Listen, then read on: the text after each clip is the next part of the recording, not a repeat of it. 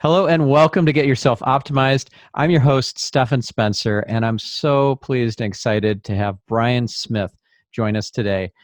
Brian is the founder of UGG Boots. He's charted his own course to become one of the great entrepreneurial success stories of our time. In 1978, he imported 6 pairs of sheepskin boots from Australia with a dream to build a business where every American would eventually be wearing his product. And that is how one of the world's most recognizable brands began, and sales of UGG products have exceeded $1 billion in each of the past 6 years. Today, Brian enjoys guiding entrepreneurs and business professionals on their journey to success by sharing lessons he learned while building the UGG brand. Brian, it's so great to have on the show. Hey, Stephan, thanks for having me. I appreciate it. So let's first of all, let's address the elephant in the room here that people are in the process of hunkering down and like making cuts to their businesses, or perhaps they've gotten laid off, or they're just finding ways to make cuts and to weather this storm that's going to be who knows how long. Yeah. And it's really hard to get creative and excited about things, build new businesses, inject new exciting opportunities into an existing business, or just be innovative in your role at a company. When we're going through a time like this, what do you tell people that will help them to kind of get their mind right and step out of this quagmire and see a bigger picture? Sure. Well, I don't have any easy answer, but I can tell you at my age, I've been through several of these cycles, and I've learned a lot from each one. But the bottom line is that nearly always your most disappointing disappointments will end up being your greatest blessings, right? And I've seen this happen over and over and over again. When I'm on stage, I ask people to put up their hands. Who can remember something that's happened in the last 12 months that at the time you thought was a huge disaster, and now you look back and go, my God, that's the best thing that ever happened. And I would say 80% of the audience always puts their hands up, right? So I don't lose sleep at the moment. I am embracing this to see what will come out of this big change. Everybody is going to have to find a new way of coping with this. Now, nobody's going to die of starvation because we're all very inventive. And I'd say that the best place for everyone to go is deep inside right now. Don't get anxious and think you have to act faster or harder or work or think more. It's exactly the opposite. This is a time for everybody to go inside and connect with that, that spirit or that fragment of God that's in us, because it has intelligence of its own. And if we can relax and learn to listen to that, which I've been practicing for many, many years, that's where the change will come. And it can come radically in the form of an idea, like an aha, or it can come gradually, where you just get a feeling of well-being heading off in a new direction. And to be quite honest, I look back, I spent 10 years trying to graduate as an accountant, and I hated that. I got out of it, and then that led me to America, where I discovered there were no sheepskin boots, right? So that was a 10-year stint there, because I ran that for nearly 20 years. And then I got into a brilliant construction products business. I invented a lightweight concrete, and I got into that for 10 years, but I hated contractors and contracting. And so the recession of 2009 hit, that wiped me out again. But out of that, I decided to write the book called, let me put it up here. It's called The Birth of a Brand. And it's the story of building the UGG boot business. And that led me to the stage which I absolutely loved. And I've been doing that for 10 years. And so I'm just figuring, okay, it looks like I'm going to change again. So I'm pretty curious to see what I'm going to get into now. Yeah. I'll still try and keep the speaking going, but I'm not going to focus on it like a business as I have been for the last 10 years. Right. Yeah, that makes sense. So you're at a time of reinvention, but you've done this multiple times, so you're not Yes, you're not afraid. You're seeing this as an opportunity I'm for very growth much and at peace with it. reinvention. Yeah, Yeah. yeah. Okay, that's great. So, what are some of the tools that you use that help you to get that perspective and to connect with that fragment, that God fragment inside of you, and to your intuition and make more thoughtful, Sure. inspired choices and decisions? Yeah. Well, the tools are simply, for me, is that I get up and the very first thing I do is I meditate, you know, and it can take a lot of forms. It can be reading spiritual books. It can be listening to tapes. It can be just putting on some quiet music and just relaxing. Hmm. But each morning I try and start off before I even open any emails with just centering and trying to figure out, okay, you know, how do I fit in the universe? And in one sense, I'm just this speck in the whole totality of existence.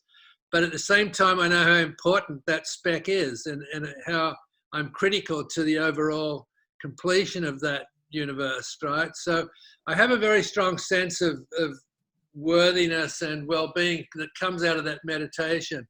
And I'm not going to lie, quite often I don't really get anything out of it, but overall, I'd say 80% of the time it really centers me for the day, and then no matter what comes up during the day, I'm able to cope with it, because you know your real life is your peace and your happiness, family, friends, children, grandchildren, all that sort of stuff. That's the real world.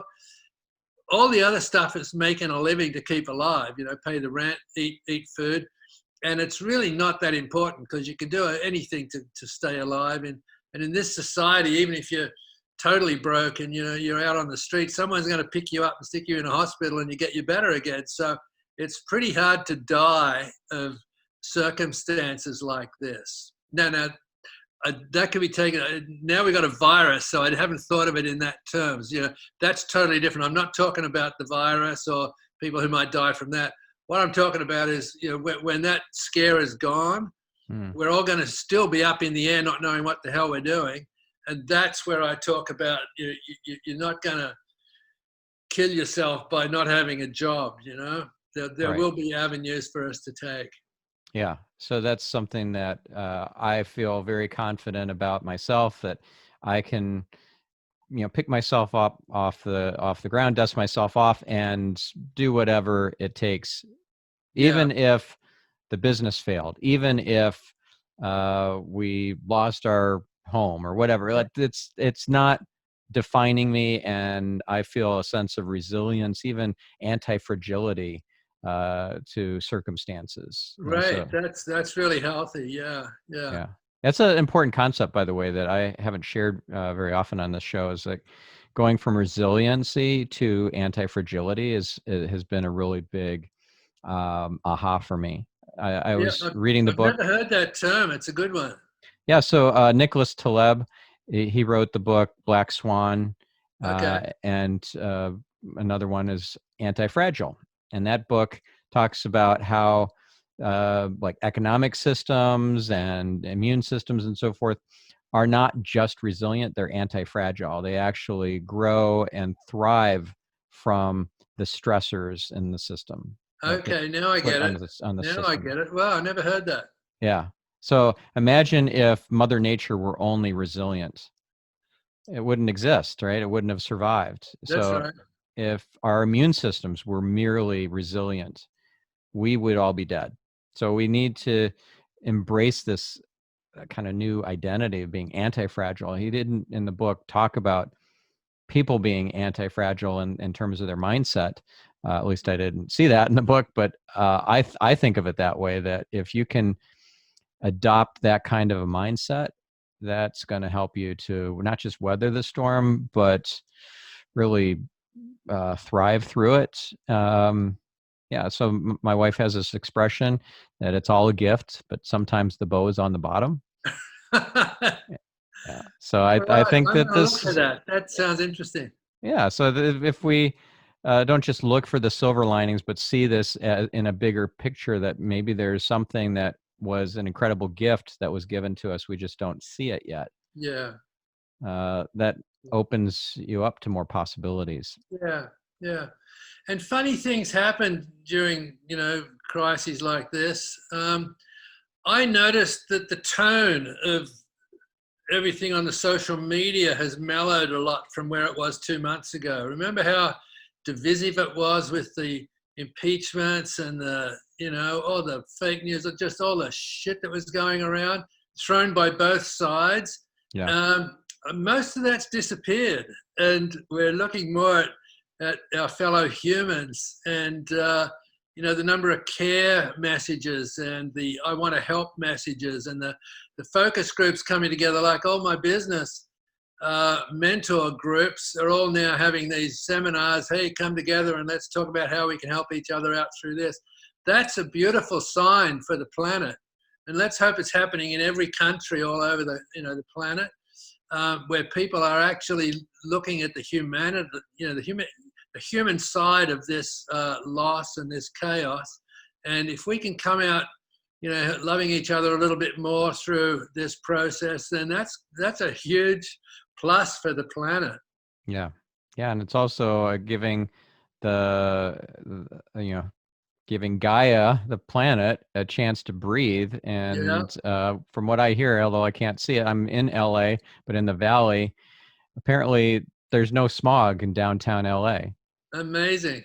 Yeah, And yeah, it'd be nice to see, but I'm really happy about that there's a chance for birds to come out, and so the pollution gets cleared away and stuff. That's a bit of silver lining right there. yeah. I saw an article with all the planes grounded that the skies are much purer than they have been for like 20, 30 years. Mm, yeah. Yeah. So maybe this is an opportunity for us to rethink, change tack, as a species, and not just Yeah, continue down mindlessly on this road of eventual collapse of Mother Nature. yeah, So really. Yeah. yeah, And society, because there were so many countries heading in a really bad political direction. Let's hope that that's all cut off at the pass. yeah.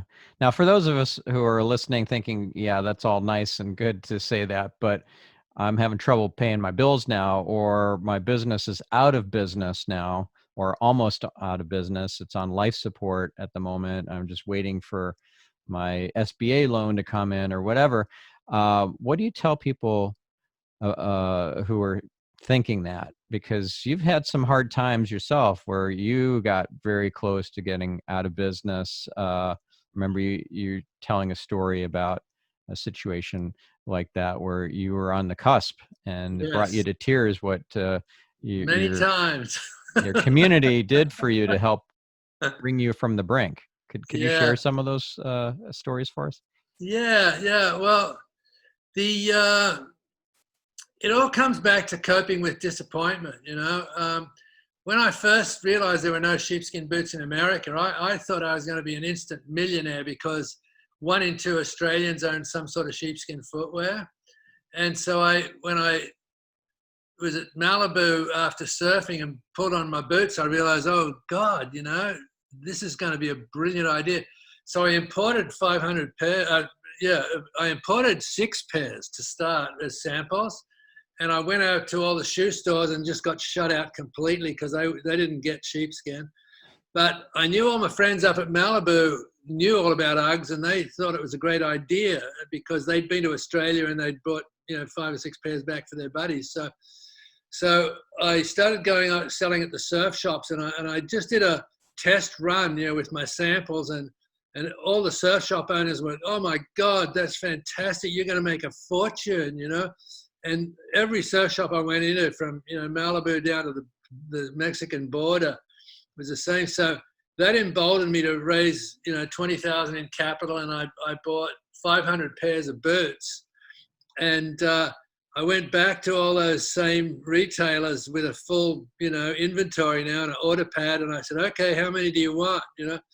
And, the first one goes, oh my God, Brian, well done. But we couldn't sell them in our store. We just sell surfboards and trunks and flip-flops, and don't worry, you're going to do great at the shoe stores. And so that happened like all the way down the coast. And my total first year's sales of UGG turned out to be 28 pairs. Oh, wow. Right, out of 500. So that was like the first major disappointment. And, I couldn't really go out of business because I had 480 pairs left in my third bedroom, and all my investors' money tied up there. So I just started going to swap meets and street fairs. And the best retail outlet I had was the back of my van at Malibu, because I had full inventory there. And it was like a retail shop. People would come up, 1 or 2 an hour and buy boots from me. But it took probably, I think that season finished up at $5,000. And then the next year I decided to advertise, and I got these models and put them on the beach, perfect hair and clothing and everything. And sales went to $10,000. So another summer job. And the next year I advertised with better looking models and, more expensive photographer. Same thing, posed them on the beach with the perfect clothing and hair. And the boots were like major part of the ads. And sales like 20 grand. And so that meant another summer job. And this next year, before I, ran the advertising, I was considering giving the business, just getting out of it. But I had a beer with one of my surf shop owners, and he just said, oh, Brian, he called out the back to all these little 12, 13-year-old grommets, and he said, you guys, what do you think of Uggs? And every one of them just went, oh my God, those Uggs, they're so fake. Have you seen those ads? Those models, they can't surf. And as soon as I heard that, I realized, oh my God, I'm sending the wrong message to my target market, And so pivoting like every entrepreneur has to, I called up a buddy in Orange County who was running a Scholastic Surf Association. I said, Pete, do you have any young kids going to turn pro soon? Because I got no money, but I need some kids to promote. And so he gave me 2 guys, Mike Parsons and Ted Robinson. And instead of getting an expensive photographer, I just went to Trestles and Black's Beach, which are both these mile-long walks to get to the water, and there's fantastic surf at the end.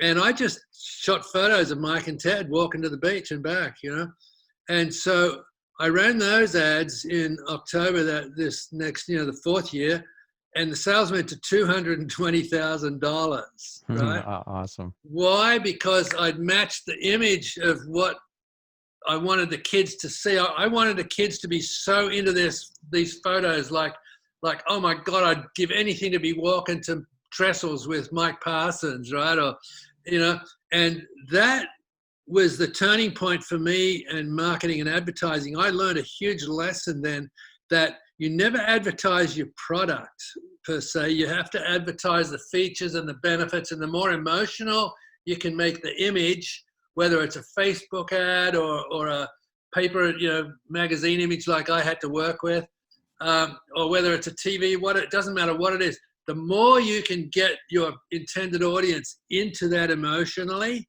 the more successful your business will be. And so that finally, after, it took 4.5, 5 years for me to finally figure out the element that would make it click. And then it was so easy to duplicate that into the skiing and snowboarding markets. And then back east, I was stymied for a long time, but I figured out all the kids play hockey in the winter in the rinks, and that was perfect because all the moms have to go to the rinks and sit there in freezing 40-degree temperature, And so the moms started buying them, and then they bought them for their daughters, and so it was amazing how. But all that process took 8 to 10 years before I got into what I would call a national distribution. Yeah, but then you started having competition, and some of these competitors were knocking off your product, and confusing the marketplace, Totally, yeah. and that caused some real strife in your business, right? It did, yeah. But there was one season where my supplier, let me backtrack. There was a period where I sort of changed investors by buying the old ones out and getting bigger ones in. And I had these three guys in Anaheim who were bankrolling the business, and they, well, I'll tell this story. The deal with that one was that we were going to own the business 25% each, and I didn't get my stock though until I finished this little trademark lawsuits. But I knew I'd win that. So with my new partners, we moved everything up to Anaheim, and the deal was I was going to be the full-time salesman on the road. They were going to handle all of the operations, which I loved. And so we, I went out on the road on the first day, and I think I was Huntington Surf and Sport. I walked in, and the guy says, "Hey, Brian, I heard you sold the business." And I went, "What?" He says, "Yeah, I called an order, and they said you don't own the business anymore." And I said, "You're kidding me? They said that?" And I couldn't wait to get out of there. And I called up Anaheim, and I said, "Neil, what are you telling people?" And he says, "What do you mean?" And I said, "Well, you're telling them I don't own the company." He said, "Well, you don't." And I said, "Yes, I do. You're my three new partners." He goes, "No, you don't get your stock certificate until that." And so I hung up, and I drove back to San Diego, and I pulled out the contract, and I read it, and I reread it, and I went, "Oh shit, I don't own the company," And I went into this immediate depression. For like 3 days, I didn't go outside. I didn't talk to anybody except my wife. I couldn't get a rational thought together. And I remember about the third or fourth night, I was lying on my back, on the living room floor, and my wife was on the couch. And I remember clicking the TV off when the show finished, and I rolled over onto my stomach and got up on my hands and knees and started crawling to bed, the bedroom. And my wife, Laura, just looked at me and said, "You get up now and walk to bed like a man." And she scared the crap out of me. But when I came up off the floor, it was like coming out of a fog, and I realized, oh my God, there's so much more to life than this crappy little sheepskin business. And so that, next day I was meditating, trying to figure out what to do. And ultimately it came to me with goosebumps.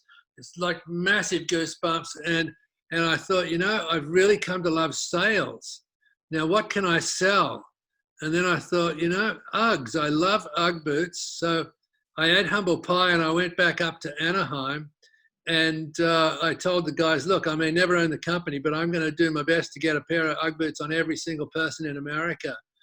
And that sort of set me up and back on the road, and the first month I got back, and Neil handed me an envelope. It's $5,000, and he said, "That's your commissions." And went out on the road, came back the next month, and $10,000, and the next month another $10,000. And so that was a perfect example of that statement I made earlier: your most disappointing disappointments will always turn out to be your greatest blessings. And that sort of thing happened over and over and over through the Ugg boot business. And that's where I got the wisdom. Wisdom only comes from experience.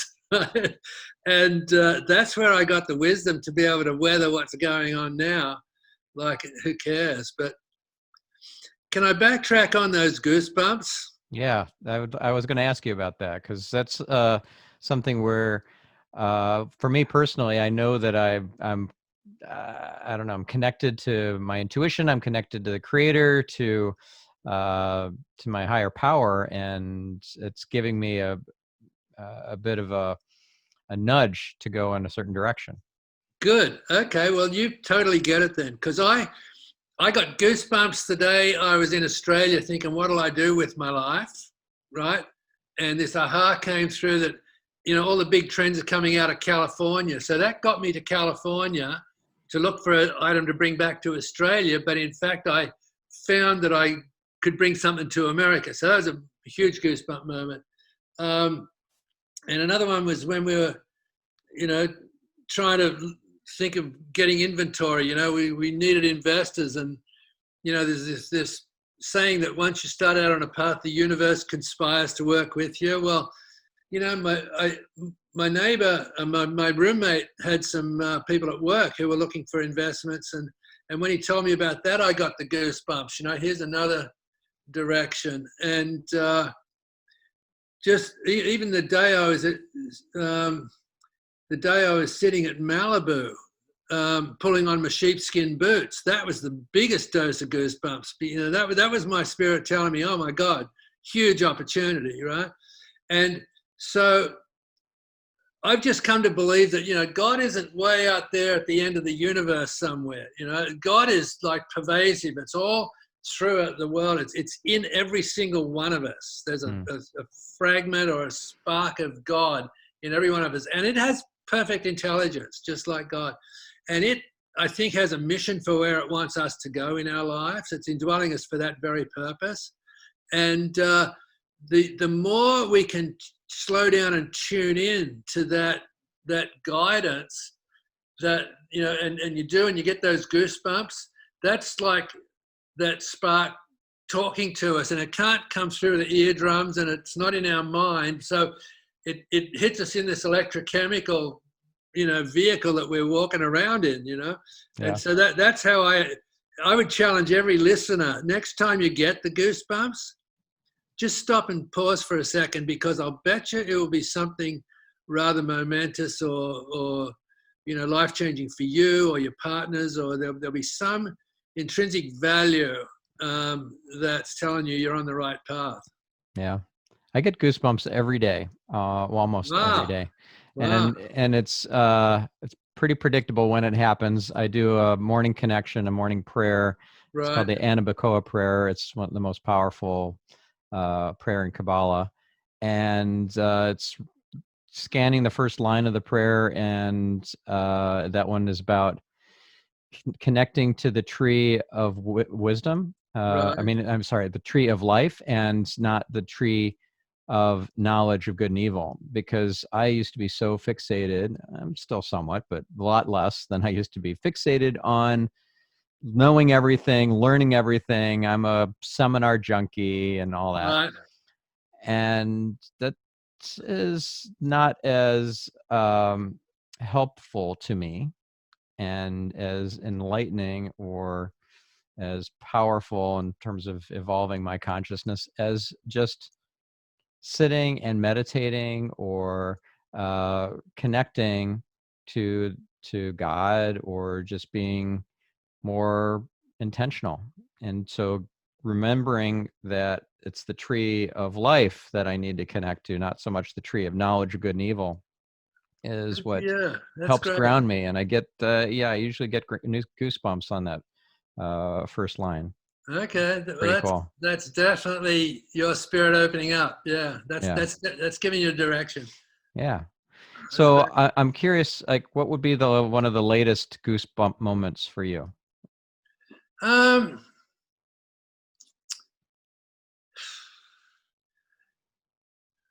Believe it or not, as much as I love speaking, right? I love helping entrepreneurs, and I love the feedback I get coming off stage. I always, I'm in a state of goosebumps with the gratitude that I get from people telling me that I've really helped them along. But when this whole speaking thing sort of screwed up, I started thinking, not like immediately, and it wasn't like on a specific day, but after a week or two of this, just relaxing and putting it out there that, hey, maybe it's time for a change. What can I do? I have invested in a business a couple of years ago that is, best way I can sum it up, is live action shopping, right? It's a site that we've built combining like home shopping network and eBay, right? So we have people come into our platform, put all the stuff they want to sell in, and then they send a message out to all of their followers, And then it's all done on the laptop in a Facebook Live type sort of scenario.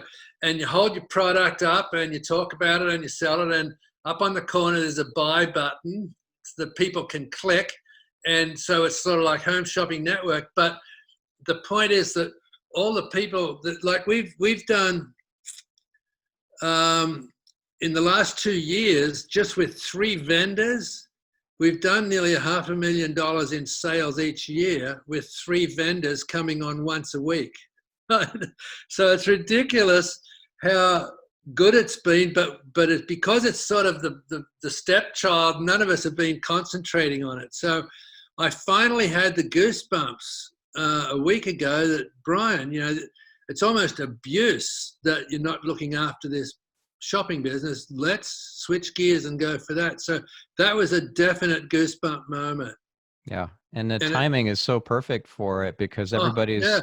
online and they want the community kind of aspect of shopping. They want to be able to see that people are lining up around the corner, but in a virtual way. That's right. And there's a huge chat component going on, and there's competition to be the first one to hit the buy button because it gets really competitive. And you get all the comments, oh, damn, I missed the bag. What else have you got like that? So it's a fantastic community. And so the more we can, and I've got to feel that because so many of these small business people, like who've got storefronts, brick and mortar stores, that the traffic stopped dead, their mortgages are going to be hard to catch up on the rent. I feel a lot of them are going to be going out of business, and they're going to have inventory, right, that they've got to get rid of. And so our platform may just be the perfect way for them to get rid of all the inventory, quit the overhead. We don't need to pay rent on brick and mortar anymore. We can just put our product on this shopping platform and go. We go on live 5 days a week if you want. We don't care when you go on and sell. It's all up to you. And so it's a brilliant system where the money goes straight to them. Where there's a sale live, they instantly get the money, less commission for us for putting the platform together. And then they take care of all the shipping. We send them a list of all the people who bought. And maybe I'm going on too long about this, but you can see how energized and inspired I am. I am just on fire. And yet 2 weeks ago, I was in the depths of depression because I just lost a whole year's worth of speaking fees. Yeah. So if you're open to it and you relax into it, it'll come a lot quicker. Yeah. So what's the name of that platform again? It's called Lash for live action shopping, lash.live. Oh, very cool. I'll include a link in the show notes to that. Cool. And what was the name of your book again? It's called The Birth of a Brand. I'll hold it up so you can see that. Very cool. And what's your favorite lesson from that book that you haven't already spoken about? Okay. It's again, it comes back to living in the now. Okay. It's there's like my book's full of spirituality and philosophy. We talked a little bit about it both today, but my favorite one, and this is the one that I talk about from the stage, and a year later, it's the only thing people remember. Okay. It's a little quote that says, the quickest way for a tadpole to become a frog is to live every day happily as a tadpole, right? With the accent on happily, right? Because there are some, you cannot make a flower open before it's ready to open, right? You can't make a butterfly come out of a cocoon by squeezing it, Right. You have to wait for nature and time to just mature. And so when I tell that to people, they sort of laugh and giggle, but I say that's the only thing you got to remember in a year's time. And believe it, people come up to me and go, "Oh, the tadpole guy." Yeah. So it's a very powerful piece of philosophy. Yeah. So how would you apply that in, let's say, I don't know, in marketing or in sales or in finance? Oh, I can give you a slew of examples. the fact that it took me 3 or 4 years to figure out the marketing angle for UGG, Yeah. that was a tadpole. That was a tadpole situation, right? The adoption of new styles, and when I'd bring in, like, I remember we brought in a desert boot, and I was in love with it, but everybody was going, "Oh, that won't work." And the first year it didn't do very well, but we kept it in the line. The second year it did okay, and the third year it was one of our best sellers. So that's a tadpole story. I remember trying to, we were huge in surf and ski and snowboard and hockey, but we didn't have any big overarching, image for the product. So I was on a plane looking at this girl next to me. She was reading Us magazine and People magazine. And I'm looking at all these photos of these celebrities walking around Hollywood, and wonder how I do that, And so I ended up talking to a buddy of mine. He said, "Oh, you should go to the stylists." And I go, "What the hell are stylists?" And he goes, "Well, they're the people in Hollywood. They do the makeup and the hairdos and the wardrobe." And he says, so I found a mailing list of stylists, about I think it was about 800 of them. And I sent a letter out, said, "Hey, if you want a free pair of UGG boots, give me a call." And about 80 people did. And I just sent them out, not really expecting anything, but hoping that they would end up on the feet of stars. And before, the first year it was slow. It was like, sitcoms with, Brooke Shields or, all different people. Then the next year we were in Eyes Wide Shut. Tom Cruise was sitting there with his feet up on the table with UGG boots for like 10 seconds. Oh, wow. But the third year was like this, like it got discovered by all these stars. And, Madonna even sent this is a story I heard, she sent her private assistant down to Australia on a private jet to buy a pair of pink Uggs because she couldn't find any in America. It just got to epidemic proportions. But it all started out 3 or 4 years ago with a mailing list, So that's why we have this this intention to do an action and expect it to immediately work, and it really doesn't. It's got to be a tadpole. And the overarching theme of my book is that you can't give birth to adults, which is the same way of saying the tadpole thing. Right. You can conceive it, give birth, with the action, like buying 6 pairs of Uggs was the birth of UGG. And then it just lies there, and there's no amount of feeding and screaming at it or jiggling the cradle. An infant can't get up and go to college. It just has to be an infant. And then it starts toddling and goes to youth and teenage. So that's, if people can just settle into the fact that, hey, as long as I'm taking the right actions, I've got to let go of the result being immediate, because as long as you do the right actions, it's the universe works on a perfect balance between cause and effect, and as you do the cause, at some point the effect is going to show up. But a lot of us do the cause and then start getting anxious because we don't see the result, and that's it's just not being a good tadpole. Yeah.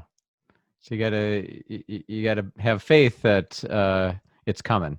Yeah. And patience. Yeah. And perseverance. That's right. They're all the same thing. Yeah. Yeah. Yeah. I'm curious, how did you come up with the brand name UGG? I didn't. Okay. There's a couple of really old guys in Australia who claim they invented that name, but it's been around since the 40s and 50s. And it just got to be descriptive of sheepskin boots in Australia. And you could go into any little town and there'd be a sheepskin, craftsman, and you'd have, car seat covers, bed underlays, dusters, UGG boots, and the UGG was spelt UG or UGG or UGH or UGHS, and nobody ever trademarked it down there till very late, like 20 years after the name was sort of descriptive. But when I came to America, I did a bit of research and realized nobody had ever done it in America before.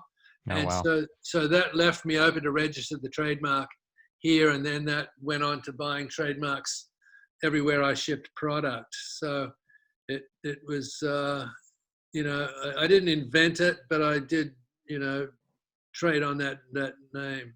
Right. And you said that you had a trademark dispute or lawsuit that you had to settle before you could get Yeah, there your was shareholding. a company called UGHS, and this was a woman who came into Oregon and set up a little factory there making boots for the people in Coos Bay.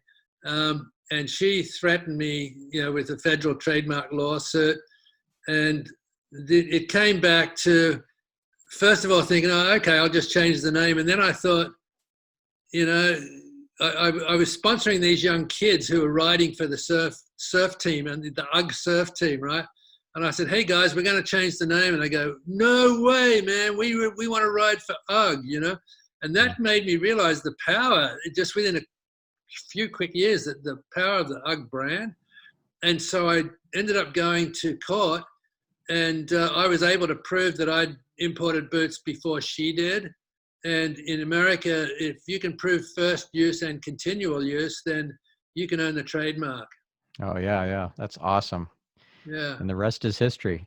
Yeah, Now, big time. now you had competitors who tried to rip you off over the years and create inferior product, right? Not just that lady Yeah. in Oregon. So not that her product was inferior or anything, but there was somebody that was trying to. I Yeah. remember you shared a story I think I during one know of your what you're talks. talking about. Yeah. It happened after, those Anaheim guys that over the 3 or 4 years, Neil had bought the other two out. And so he owned 100% of it. And he said, come on in and we're going to issue your 25% of stock. And, we got company cars and we did life insurance policies on each other. And he said, come in next Wednesday. Well, over the weekend, my wife called me, she was crying and she goes, oh, Brian, Neil's just died, and apparently he had a heart attack in a motocross race and he never recovered, when they got into hospital. And so that threw the whole UGG, business up in the air, because his wife had never been inside the business. She'd never stepped foot inside the warehouse. So she didn't have a clue what was going on. So for a year, I promised her I'll give you, I'll try and keep the season alive, because that happened in January. And we had to start shipping in October, So from January to October, I kept trying to make it alive. And my supplier in Australia, who we'd been with for, nearly 10, 12 years, he didn't think I was going to be able to pull it together. So unbeknownst to me, he had started dealing with another guy in America that was in the windsurfing industry and was shipping boots to him. But it didn't happen immediately, but I kept trying all year to try and raise money, but the banks kept telling me it's a fad, it won't be around. And I finally got a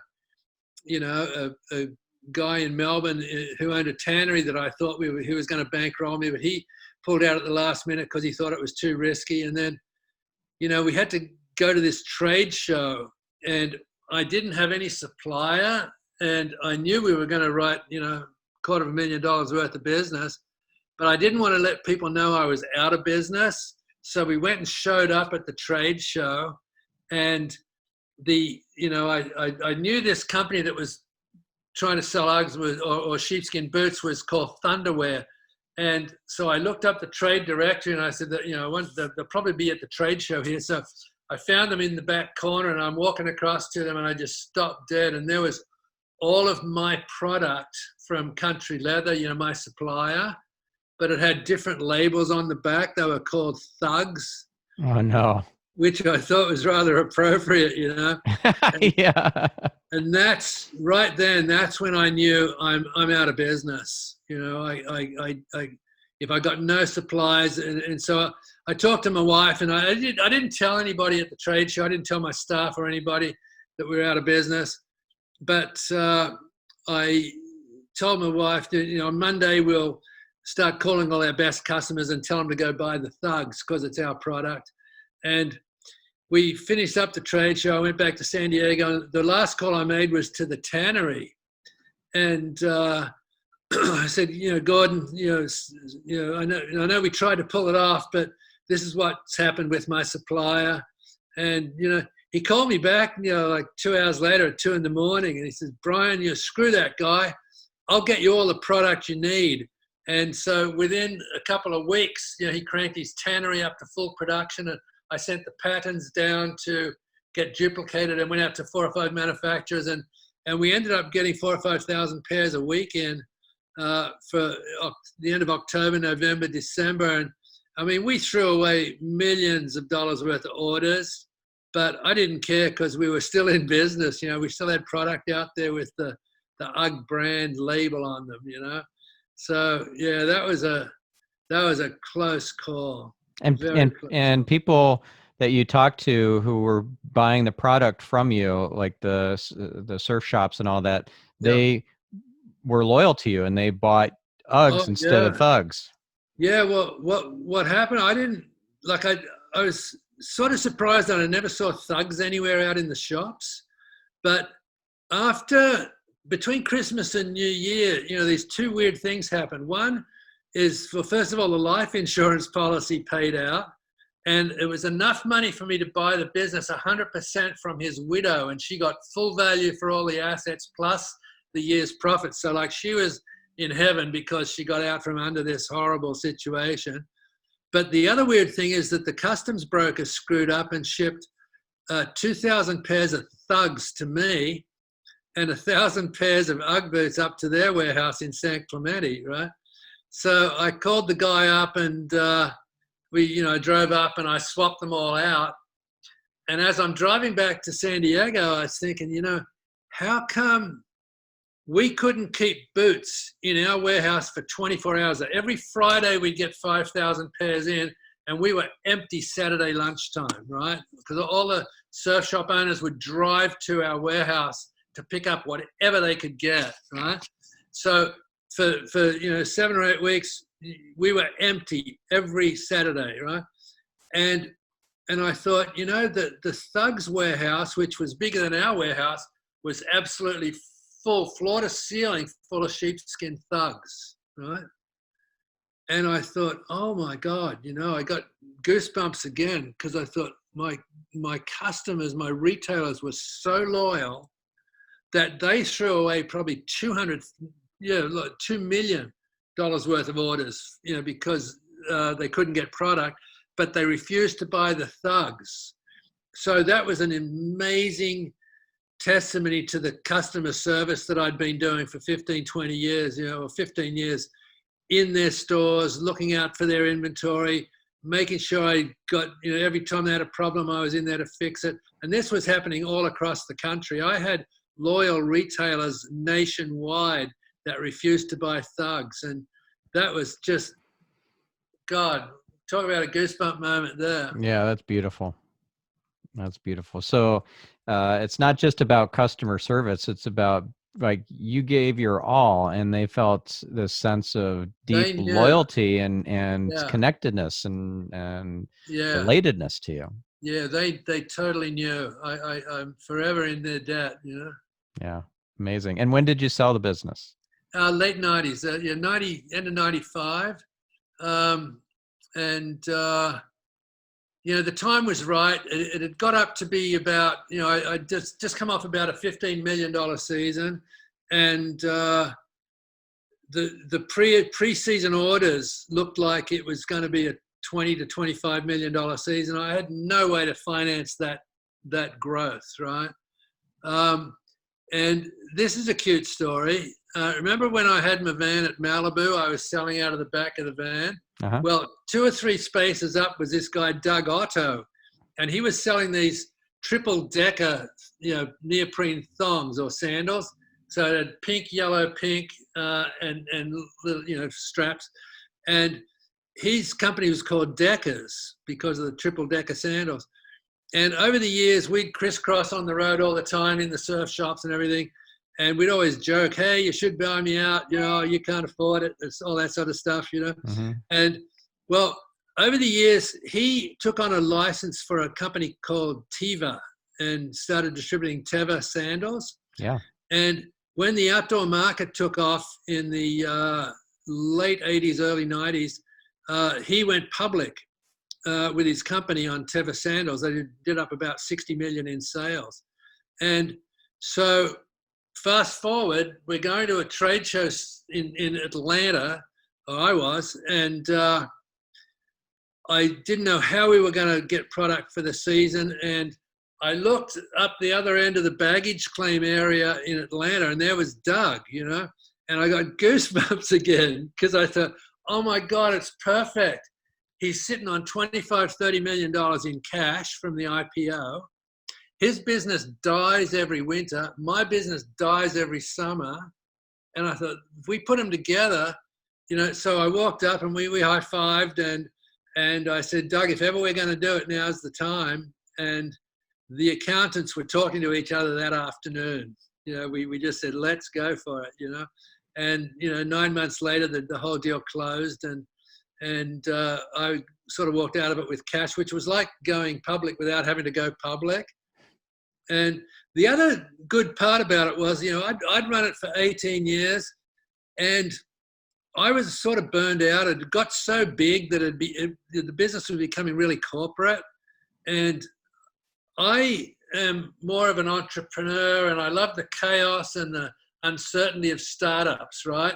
But when it comes down to, well, what color are we going to have? Oh, we better have a meeting, and you get 10 people in there and I walk in and I've got, raspberry and forest green and all these cool colors. And we end up walking out of there with gray because it's the safest bet, Yeah. When it got to that point, I just lost interest in the business. And to be truthful, I was not the right person to, it's been in the billions for 6 years. It's been 2 billion each year for 2 years. I was not the right person to do that. Yeah.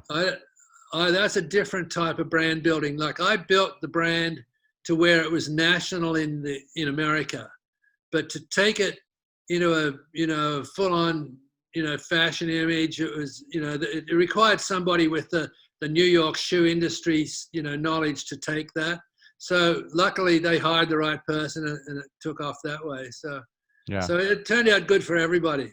Yeah. I remember hearing some wisdom. I don't remember from who, but the kind of person that can grow a business from 0 to 1 million is probably not the right fit to grow it from 1 million to 10 million. And the person who can do that is probably not the right fit to go from 10 million to 100 million. Yeah, you're absolutely right. Yeah.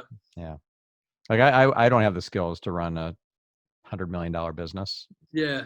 I don't want the work anymore. If I was in my 40s again, I'd jump at it. But now the thought of running a business, although the lash one, I am so on fire about it. I'm really charged to get that one going again. Yeah. Yeah. I can sense your enthusiasm. It's coming through through the internet waves. So good. Yeah. Now, if folks wanted to read your book, they wanted to hire you for a speaking gig once things are back to having conferences and all that, where do they reach you and how do they get your book? Sure. Well, my website is Brian at uggfounder.com. And the book's available, through my website, but it's also available on Amazon. And I've done the audio version. I spoke the audio version. It came out really well. People seem to love it. And so if you're not a reader, you can listen to it. But it's like the stories you and I have talked about in the last hour, there's 20 times more than that in this book. And each one has a little lesson of what I learned from the incredible hardships. Plus, there are a lot of good times too, which I talk about, which we haven't had time for today. Yeah. But, so there's that. And just keep your eye on lash.live. It's worth going online and joining the app and just keep in touch because over the next the next year we're going to see a lot of really cool vendors giving product away at really, really good deals. That's awesome. So your website is UGG Founder, uggfounder.com. Yep. Your the new company that you're talking about is lash.live. Yep. And the name of the book again is The Birth of a Brand. The Birth of a Brand. Thank you so much, Brian. And Stefan, really great call. I really appreciate it. And listener, please do something inspiring to help the world, your family, your friends, loved ones, whoever. Get out there and do something. Get those goosebump moments, because there's a lot of magic out there in the world, and even in times of trouble, you can be a beacon of light for folks. And we'll catch you on the next episode of Get Yourself Optimized.